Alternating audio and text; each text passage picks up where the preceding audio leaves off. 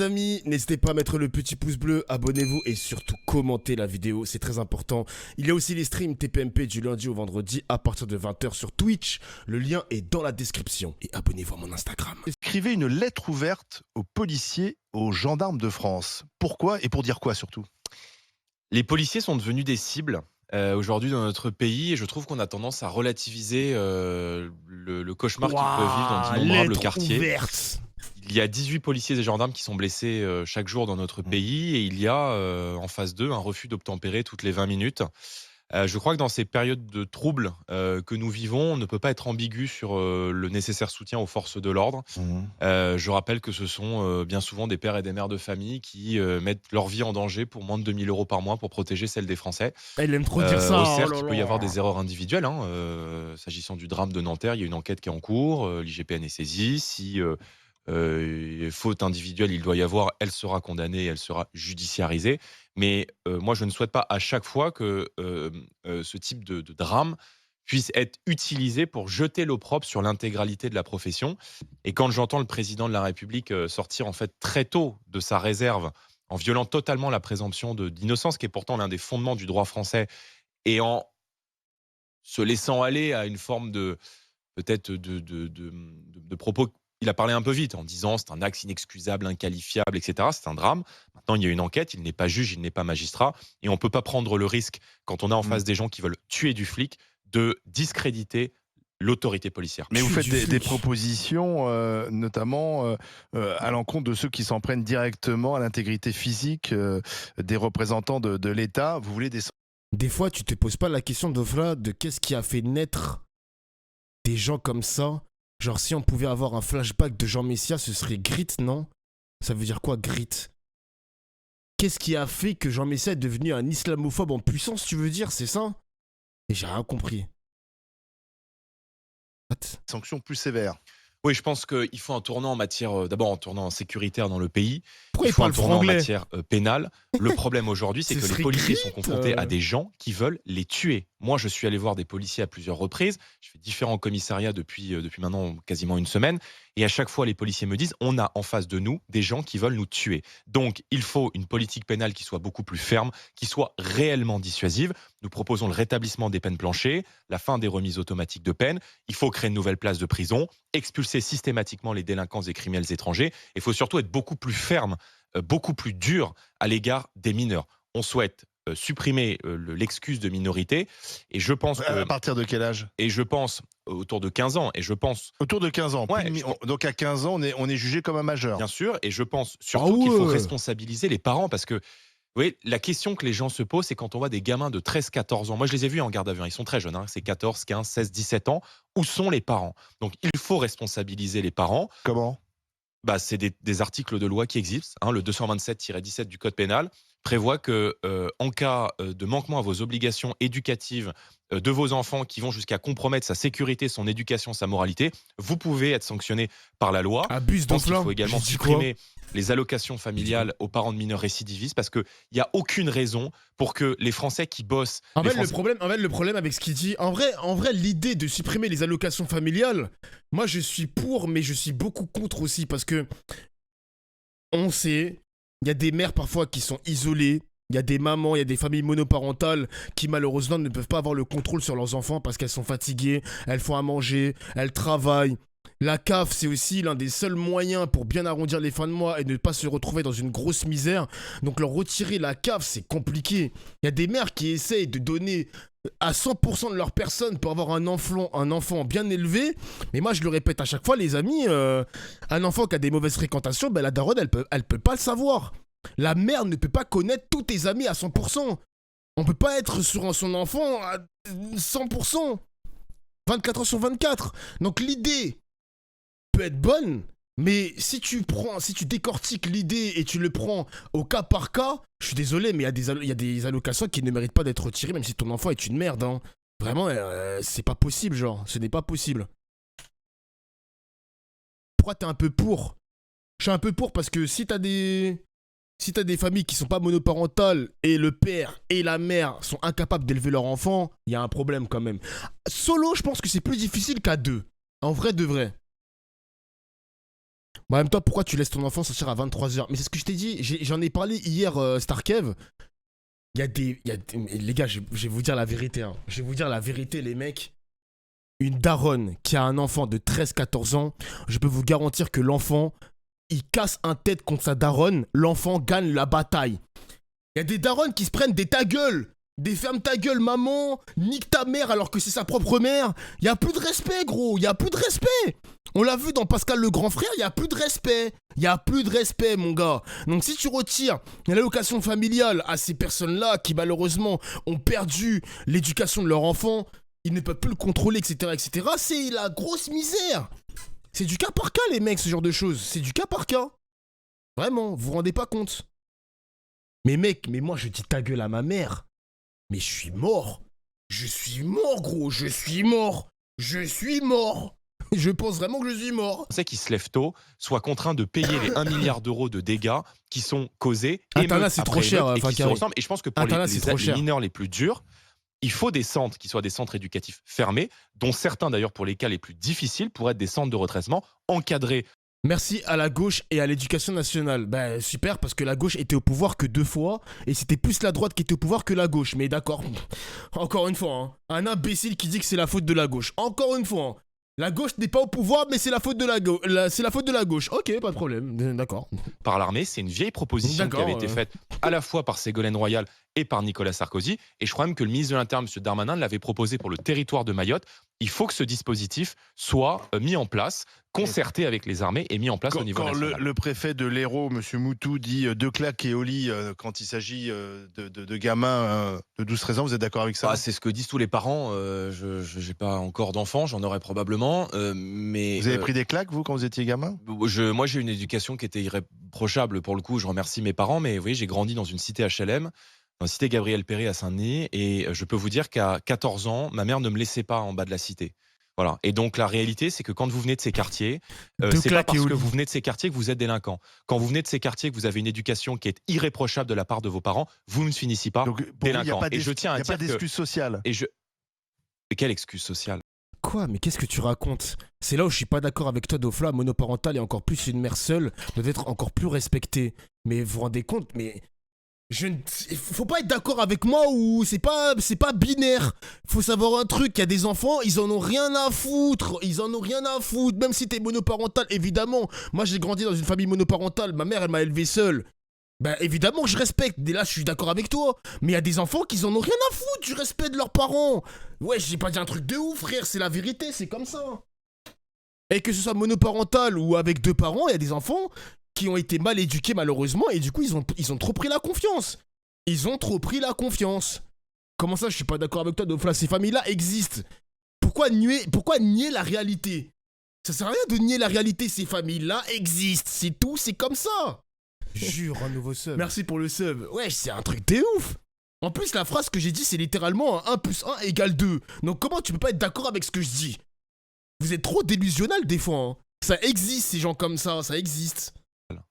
Parfois, c'est quand même plus dur d'élever des enfants dans ces quartiers difficiles, notamment lorsque le père n'est pas là, parce que merci, souvent, voilà, le merci père n'est pas le là, journaliste, merci. même si la mère est de bonne volonté. Il y a beaucoup de modèles, il y a beaucoup de familles monoparentales. Elle peut être dépassée par ses enfants. Il y a beaucoup de familles monoparentales dans ces quartiers. Mais moi, je n'accepte pas, si vous voulez, l'excuse qui consiste à dire ils sont pauvres, donc ils brûlent des voitures.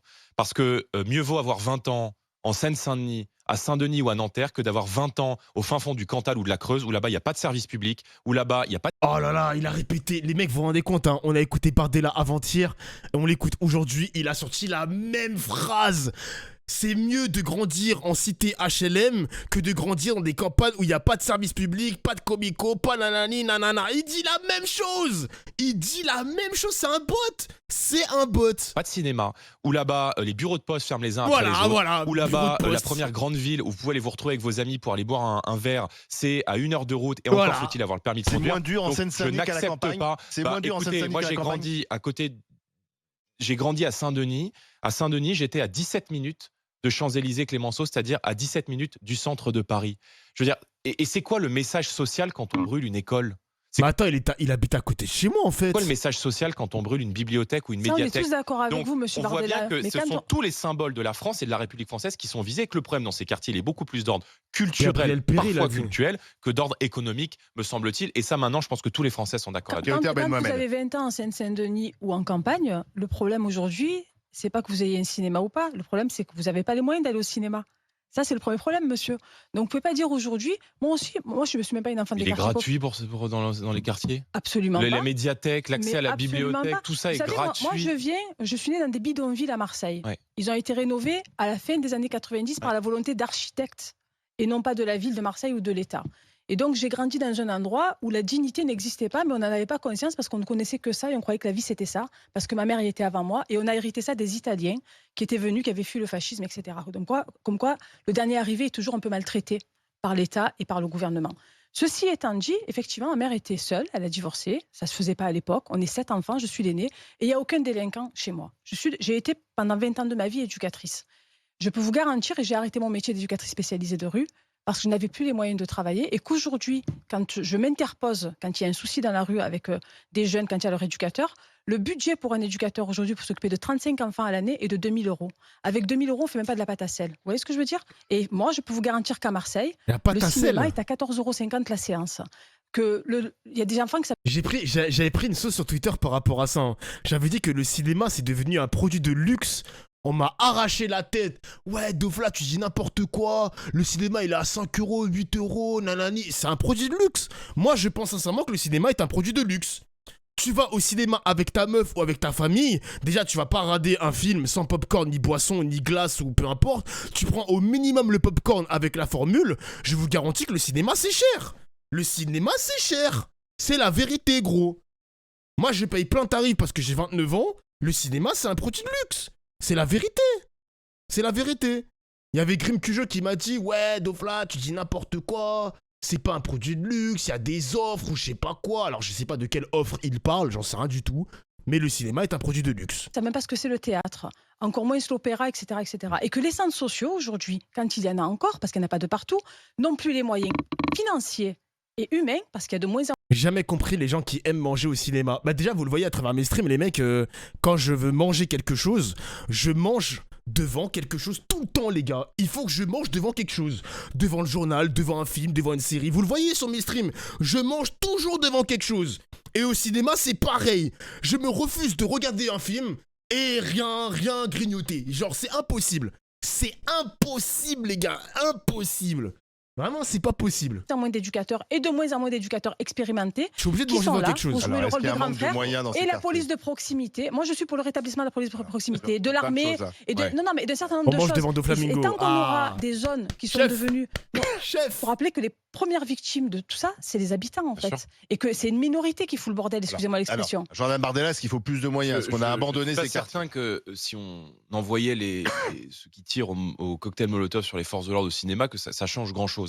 La vérité, c'est qu'on appartient tous les deux, me semble-t-il, à une génération de gens qui sont arrivés en France et qui, lorsqu'ils sont arrivés en France, ont fait l'effort de devenir des Français à part entière, c'est-à-dire d'épouser la culture Ça n'a pas nationale, été un effort. de respecter l'institution, de respecter la police, de respecter l'enseignant, de respecter les services publics. On voit bien que ceux qui sont là semblent totalement dispensés de ces efforts. Excusez-moi, mais on parle de quartiers qui sont gavés d'argent public Pas vrai. depuis C'est pas des vrai. années. C'est pas On vrai. a tout rénové, on a rénové pas les vrai. immeubles, on a créé des pas vrai. médiathèques, on a investi des dizaines de milliards d'euros. J'ai regardé, il y a eu depuis 30 ans un plan Marshall pour les banlieues tous les 3 ans. 90 milliards d'euros ont été investis dans ces quartiers. Est-ce que vous croyez que dans les villages de la Creuse, dans les villages du Cantal, dans les villages de Corrèze, on en a investi autant? Est-ce que là-bas, on brûle des Il y a moins de voitures? monde. La Mais- vérité, Il y a moins c'est de monde, quoi? quand même, dans Il y a ces C'est moins- qu'on a mené une politique d'immigration complètement folle depuis des années. Et qu'on Vous a faites des un gens... lien Pas entre des ces émeutes. Franchement, est-ce qu'on va mettre 90 milliards dans la Creuse, frérot?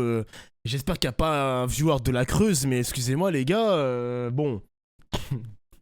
Voilà, quoi, désolé pour vous, les mecs. Hein, Aujourd'hui, Attendez, Nous ne attendez. sommes pas des immigrés, Mais- monsieur. Attendez, Attendez, vous faites un lien entre ces émeutes et l'immigration? bah, si vous voyez pas le lien entre ces émeutes et l'immigration, alors là, je suis désolé, mais je peux absolument rien pour vous. Mais ces gens-là sont La des vérité, Français. c'est que- Non, madame, Ceux qui cassent aujourd'hui, sont les petits frères de ceux qui cassaient en 2005. Et ceux qui cassaient en 2005 sont les enfants de ceux à qui on demandait de jouer au foot, la gauche demandait de jouer au foot avec les policiers dans les années 80. La vérité, c'est qu'il y a 30 ou 40 ans, on n'avait pas ce type de phénomène. On n'avait pas des jeunes qui attaquaient la police et qui tiraient sur la police. Il y a des slogans de nique la police, nique la France, etc. Nique la police, C'est nique la la différence, parce que quand vous dites Nick, il a j'ai dit. visité des commissariats et du coup les flics disent ils veulent nous tuer. Ce que vous venez de nous démontrer sur l'évolution du phénomène, pour moi, il y a quand même quelque chose qui est différent. C'est la crainte ou la non-crainte de l'autorité, quoi. Bien sûr. Est-ce que la différence entre vous deux qui avez grandi, on va dire, en banlieue et qui respectaient l'autorité et ceux qu'on a vu piller, c'est pas juste le non-respect de l'autorité? Et qu'est-ce qui fait qu'on en arrive là? Est-ce que c'est pas le dernier étage du non-respect de l'autorité, ce qu'on a vu cette semaine? Je pense qu'il y a des réponses de court terme à apporter qui sont des réponses sécuritaires et des réponses judiciaires. Mais il y a un grand reset à faire dans notre société. Il faut tout repenser, tout remettre à zéro. Rétablir l'autorité. C'est chaud de dire ça, le grand reset, c'est pas une citation du grand remplacement, ça? The Great Reset, je crois que ça s'appelle. Ouais, c'est le mec là, comment il s'appelle, le mec de Davos en Suisse là? Schaub, je sais pas quoi là. The Great Reset, c'est un malade. Vraiment les mots, hein. Ouais, c'est Davos, c'est Schaub, je sais plus comment il s'appelle. Klaus. Effrayant, hein. Les mecs, maintenant en France, moi je vous le dis les mecs, là on est rentré dans un arc. On est rentré dans un arc où il n'y a plus de filtre, il n'y a plus de retenue. C'est qui aura la punchline la plus forte possible. Là, ce matin, t'avais Retailleau qui a fait une sortie bizarre. Valérie Pécresse, sortie bizarre aussi. Là, ça nous parle du Great Reset. Non, là, vraiment, les gars, moi, je vous le dis, les mecs, on est dans un arc où le verbe sera de plus en plus fort. Moi, je vous le dis, hein. Je vous le dis. À l'école, recentrer l'école sur ses savoirs fondamentaux et non pas charger l'école d'expliquer aux jeunes que la France a toujours tout mal fait, qu'on a été des colonisateurs et que la France a une part de responsabilité dans la colonisation et dans tout ce qui aurait pu toucher ces populations. Il faut rétablir l'autorité dans les rues, il faut rétablir l'autorité dans la justice, il faut remettre de l'ordre dans le pays et je pense que tout cela commence évidemment par l'école, mais c'est un modèle de société globale il faut donner la France à aimer en amour à des gens qui, bien souvent, effectivement, ne se considèrent pas comme des Français. Excusez-moi. Non, vous les considérez pas comme des Français. Non, eux ne se considèrent pas comme des Français, madame. Deux choses rapides. D'abord, je bois vos paroles quand vous parlez de la Creuse, puisque moi, je suis lozérien d'origine. Mais je crois qu'on ne peut pas se servir de cet exemple-là pour comparer. Dans la Creuse ou en Lozère, on a une dépopulation. Mais on n'a pas le même taux de pauvreté, on n'a pas le même taux de chômage, on n'a pas une surconcentration de population. La pauvreté plus forte là-bas. C'est pas la même chose. C'est pas la même chose. Les départements les plus pauvres de France, monsieur, c'est la Creuse et c'est le Cantal. C'est pas la Seine-Saint-Denis. Vous n'avez pas le même taux de population, le même taux de chômage, vous n'avez pas le même taux de pauvreté. C'est pas pareil. Vous n'avez pas de surconcentration de population, vous n'avez pas de violence par surconcentration, etc. Donc c'est notre faute. Non, est-ce que j'ai dit ça? Non, ce que je suis en train d'essayer de vous dire, c'est que vous ne pouvez pas essentialiser en permanence. Vous ne pouvez pas continuer à parler d'immigration quand vous avez des jeunes qui sont des enfants de France, qui sont des Français de la 3e, parfois de la 4e génération. Il y a une problématique, il faut qu'on arrive à trouver comment on peut la guérir. Il y a une solution immédiate, vous la décrivez en disant il faut sanctionner. Moi, je ne participe pas du fait de lever, par exemple, les allocs, parce que parler d'une sanction, qui va payer les dégâts? Encore faut-il qu'elle soit applicable. Leurs propres parents. Quand vous avez des gens qui sont dans la grande pauvreté, vous ne pouvez pas les sanctionner financièrement parce qu'au final, c'est le gosse qui va charger encore plus. Il vaut mieux, par contre, que vous graduez les allocations familiales en fonction des résultats des enfants, c'est-à-dire donner plus à celui qui travaille mieux. Ça, oui. Donner la prime à la qualité de l'éducation, oui. Mais monsieur, la sanction, écoutez, la sanction chez les gens qui n'ont pas un sou, elle ne sert à rien. Mais et vous le savez très bien. Mais la prime à la qualité. Vous pensez quoi de ça, les mecs? De donner plus d'argent à des élèves qui travaillent mieux à l'école au niveau de la CAF? Vous êtes pour ou contre cette idée? En vrai, c'est chaud, hein, cette idée, parce que l'inégalité à l'école, elle est ultra présente. Et le problème de cette solution, les gars, c'est que... Ah, il y en a qui sont complètement d'accord. En fait, le problème, les gars, c'est quoi? C'est que t'as des élèves qui ne sont pas du tout faits au système scolaire français. Parce que vous savez que le système scolaire français, c'est pas le meilleur au monde. On a le classement, je crois que c'est le classement PISA. Non, je crois que c'est pas ça. Attends, classement... Je crois que c'est le classement PISA, je crois. avec le résultat de l'école, genre les acquis des élèves, ah ouais, le programme international pour le suivi des acquis des élèves, le PISA exactement, et on n'est pas très bien classé. On n'est pas très bien classé, donc il y a des élèves qui ne sont pas très forts sur la méthode d'apprentissage français. Donc, qu'est-ce qu'on fait de ces mecs-là? Qu'est-ce qu'on fait? On retire la CAF, ils gagnent moins d'argent, qu'est-ce qu'on fait, genre? Moi, je comprends pas, genre... Ils vont en pro. Ouais, mais la CAF, c'est dès le collège que t'as la CAF, mon gars. C'est dès le collège, donc qu'est-ce qu'on fait? Il y aura encore plus de discrimination, du harcèlement, etc., etc. Bon, après, les gars, si tu scales, enfin, si tu augmentes la CAF en fonction de tes résultats, l'élève ne va pas penser à la CAF. Hein. Moi, personnellement, j'avais la CAF quand j'étais au collège. J'allais pas dire à mes copains de classe, hey, les gars, j'ai 400 € de CAF. On s'en bat les couilles, on parle même pas de ça. On parlait de Pokémon, frère. Qui parle d'argent de CAF au collège? Personne, vraiment personne. Qualité, c'est précisément le modèle français. Moi, j'ai grandi en Seine-Saint-Denis, j'ai eu mon baccalauréat mention très bien, j'ai eu la bourse au mérite parce que j'ai eu de bons résultats à l'école. Mais je veux dire, ça fait 30 ans qu'on explique que le problème dans ces quartiers, c'est le chômage, c'est la pauvreté, c'est parce qu'on n'a pas donné assez et on continue. Et c'est ça que je reproche un peu. Quand Madame Borne réunit ses ministres, qu'elle fait un tweet en disant on va se réunir pour réfléchir aux moyens qu'on va donner encore au quartier. Mais en fait, c'est ça, on cède tout à chaque fois. Il y aura encore la prime à l'émeute. On peut pas. C'est la prime à l'émeute. C'est-à-dire qu'on casse. C'est quoi le message social? C'est quoi le message social de gens qui brûlent des écoles? C'est quoi le message social de gens qui rentrent avec des voitures béliers chez des élus? Le problème, c'est pas la majorité silencieuse qui vit dans ces quartiers, qui est la première victime de ce bordel généralisé. Le problème, c'est une génération de gens qui sont issus de l'immigration, quoi qu'on en dise, qui n'ont pas fait leur assimilation, qui ne se sentent pas français, qui ne se sentent pas représentés dans la République française et qui aujourd'hui utilisent et ciblent tout ce qui représente de près ou de loin. Oui, à la Jordan Bardella, je vous suis dans votre raisonnement. Oui, mais ces petits Français qui, vous dites, ils se sentent pas français, mais c'est des petits Français. Mais vrai ou faux? Et ils sont nés en France. D'accord, mais une fois que vous avez fait ce constat, vous en faites quoi? Ils sont français. Vous vous sentez français quand vous brûlez un mémorial de la déportation? Excusez-moi, monsieur. Non, mais vous vous sentez français quand vous brûlez une école? C'est pas eux. Ça, c'est vous qui le dites, c'est pas eux. Et moi, ce que je reproche à tous les politiques. Ils le disent eux-mêmes.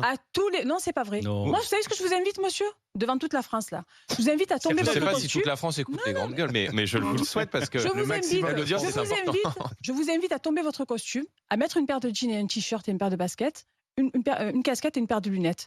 Et vous n'avez pas besoin de sécurité avec moi, je peux vous le garantir. Et on va dans des banlieues, à Marseille, dans des quartiers populaires. Mais quand vous voulez, madame, j'en viens de ces quartiers, j'y suis parfaitement à l'aise. C'est juste que je ne peux pas venir en sweatshirt sur les plateaux de télé. J'en viens moi aussi, je vais juste terminer. Sauf que moi... Oula, sans sécurité, Bardella. Il a dit quand vous voulez, c'est un peu risqué, non? Oula. J'ai été directrice de campagne il y a quelques années. Pourquoi tu veux l'emmener? Vas-y, va. Et vous allez montrer quoi? Les milliards que tout le monde dit, ils sont investis.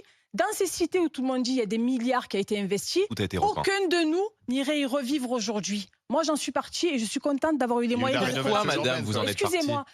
Il faut demander, vous savez à qui? Moi, je prends l'exemple de ma ville que je connais. Il faut demander, parce que c'est invivable. Mais pourquoi c'est invivable? Il faut demander à Jean-Claude Godin. Il faut demander à Samia Ghali. Il faut demander à Jean-Noël Guérini. Il faut demander à Monsieur Vauzel. Il faut demander... Il cite, elle est en train... Godin, je crois que c'est l'ancien maire de Marseille, si je dis pas de bêtises. Godin, Marseille, je crois. Jean-Claude Godin, ouais, elle est en train de parler à tous les anciens de Marseille qui ont foutu le bordel à Marseille. Tous ces responsables politiques où cet argent, excuse-moi. Oui, parce que nous, dans les quartiers, on l'a pas vu. Il n'y a pas de stade, il n'y a pas de piscine, il n'y a pas de transport en commun. Si, monsieur. Il n'y a pas de stade, il n'y a pas de piscine. Mais venez dans le quartier où j'ai grandi, la piscine est rénovée, chez nous, à Marseille, vous savez ce qu'il a dit, le maire? On n'a pas besoin de piscine, on a la mer. C'est pas faux non plus. Oui, mais non, je ne vais pas nager. Quand tu vas apprendre à nager, tu ne vas pas nager à la mer, je suis désolée. Sans doute, la problématique, c'est celle-là. Il y a eu des abus, monsieur. La problématique, c'est celle-là. La problématique, c'est qu'on pense que pour améliorer les choses dans les quartiers, il suffit de mettre un stade, il suffit de permettre. Non, mais alors que moi, mais là où je le rejoins, c'est que ça a été fait effectivement. Mais c'est pas ça qui résout les problèmes. On sait que l'on a des familles extrêmement pauvres, parfois monoparentales, vous l'avez dit, parfois avec de grandes difficultés. Ce qu'il faut, c'est qu'on soit capable de mettre plus dans l'éducation encore qu'ailleurs parce que c'est plus difficile. Mais tu pourras mettre tout ce que tu veux dans l'éducation, Jérôme, tant que tu n'auras pas l'éducation à la maison. Parce qu'on en a parlé au début. Mais c'est aussi ça, quoi. Vous savez comment tu es éduqué à la maison? Je souscris. En partie à ce que vous avez dit, en partie, je n'y souscris pas. Pourquoi? Parce que moi, je connais des dizaines de familles pauvres y compris de familles monoparentales autour de moi avec qui j'ai grandi, qui ont élevé leur enfant de manière irréprochable. Mais on est d'accord. Et dans les campagnes, dans les territoires ruraux, T'écoutes Kauter, il n'y a que dalle. Je sais pas s'il y a des Marseillais sur mon stream, mais là, les gars, pour le coup, parce que je la connais un petit peu parce que j'écoute pas mal les grandes gueules, elle vient des quartiers nord de Marseille. Quand on a écouté le reportage, on a vu le reportage, dans le nord de Marseille, il y a rien, les gars. Est-ce que vous me confirmez ou pas, les gars? Parce que franchement, après, moi, j'ai pas envie de me faire matrixer par le reportage, mais il y avait rien. C'est délabré, c'est insalubre. En plus, M6, ils ont fait un reportage justement sur les quartiers nord de Marseille, mais ils avaient le point de vue des logements marseillais. L'ascenseur ne marche pas, il y a des cafards partout, c'est un scandale quand même, hein. Vraiment, c'est chaud, hein.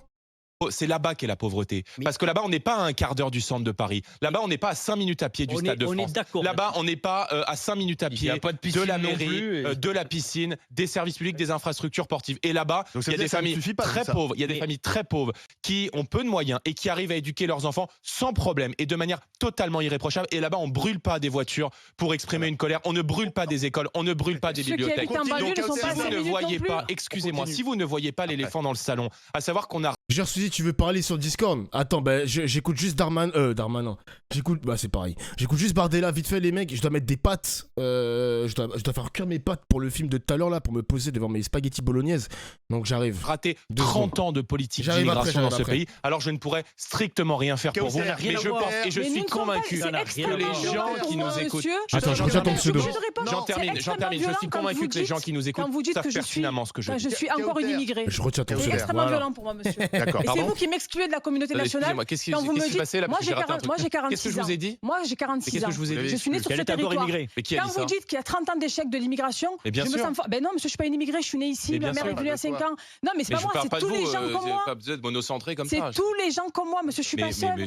Mais madame, pardon, il y a des dizaines, mais je connais des dizaines, des centaines de personnes qui sont issues de l'immigration, qui se sentent parfaitement françaises et qui ne cautionnent pas aujourd'hui et qui eux-mêmes, pardonnez-moi, ne reconnaissent plus la France. On va se retrouver dans un instant, vous aurez le temps de parler. On va parler aussi de cette cagnotte